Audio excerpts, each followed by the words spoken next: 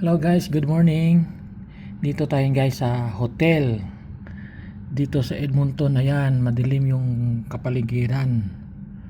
Makulimlim yung kwan. Yung masama yung panahon, ayan. Tapos napakalamig. Ayan. Kasi day off natin, kaya nagstay tayo dito ng overnight. Ayan, ito yung part ng Edmonton. Ayan. O may dumaan nga ng kwan. Train. Ayan.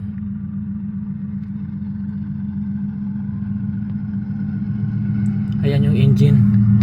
Dalawa sa likod, dalawa rin sa harap kasi mahaba yung kwan. Napakahaba yung train. Kaya bali apat yung engine. Ayan. Dalawa yung nagpo-push. Tapos dalawa rin yung mihila. Ayan. Tapos ito yung kwan natin, yung room. Ayan.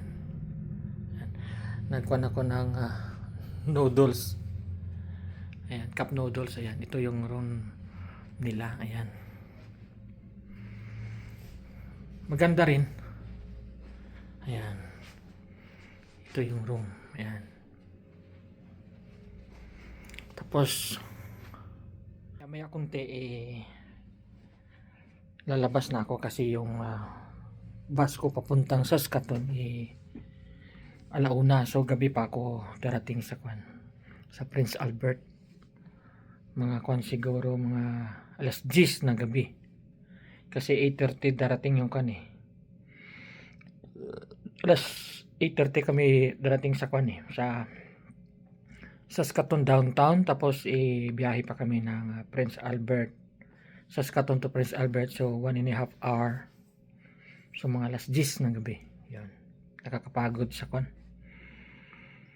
sa biyahe. Okay guys, thank you for watching.